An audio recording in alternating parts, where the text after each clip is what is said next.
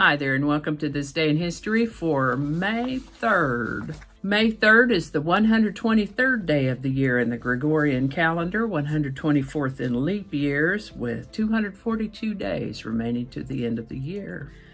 Today's word is brunt. Brunt is a noun that means the principal force, shock, or stress, as of an attack, as in bearing the brunt of a storm. It can also mean the greater part, burden, as in bearing the brunt of a difficult situation. This word comes to us from Middle English. First known use of the word brunt is 1769. Brunt. And with that, the birthday of Italian historian and philosopher NicoloMachiavelli, born May 3rd, 1469. Now, he's one of those people whose existence made such an impact that his name has become an adjective. He was active in the politics of his time, and somewhere along the way, he wrote a pamphlet called The Prince. In The Prince, which was also published as a book posthumously, he described a vision of an ideal leader, an amoral, calculating tyrant for whom the end justifies the means. Unfortunately, since NicoloMachiavelli wrote this piece, these qualities seem to have been attributed to him. Like he's come through history with the reputation himself of being an amoral, calculating tyrant for whom the ends justify the means. Interestingly, his personal views were actually much more moderate than the ideas expressed in The Prince. Once it was published, though, he became the object of great suspicion, causing him to lose favor and become alienated from the people he wished to serve. Sometimes people have difficulty distinguishing the author from the fiction.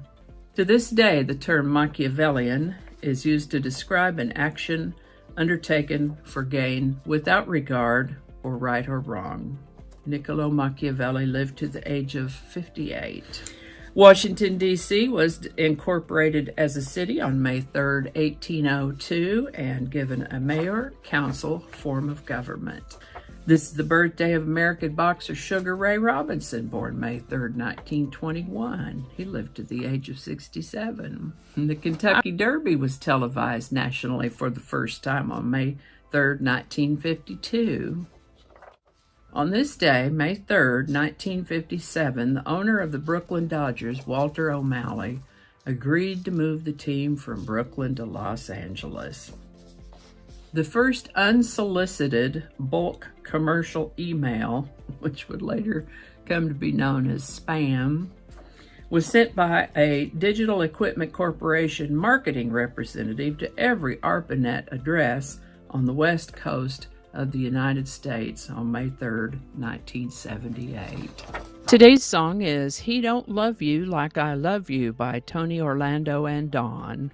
I always have to chuckle here at the memory of how annoyed my grandmother would get at the deliberate use of incorrect grammar in popular music. This song was written by Jerry Butler, Calvin Carter, and Curtis Mayfield. Jerry Butler originally released it in 1960 under the title He Will Break Your Heart. Correct use of grammar.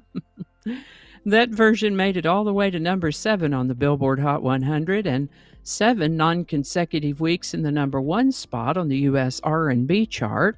It's been altered and covered by other artists in addition to Tony Orlando and Dawn, who released their version in 1975 with the title He Don't Love You Like I Love You.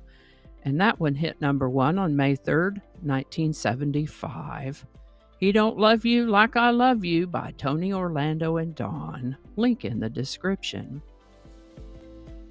Alrighty, thank you so much for watching. Consider subscribing if you haven't already. Feel free to share this video with a link in your email, messaging, or social media. If you enjoy this series, you can check out the playlist that contains these videos. I'll put a link to that in the description. That description lives on YouTube, so for other platforms, I'll include a link to my blog page that's called No Really. You can also find me on Rumble, BitChute, and Odyssey. All those links in that description. Alrighty, that's all I can think of right now. Thanks again, and I'll see you next time. Alrighty, back to work. I think we got it this time.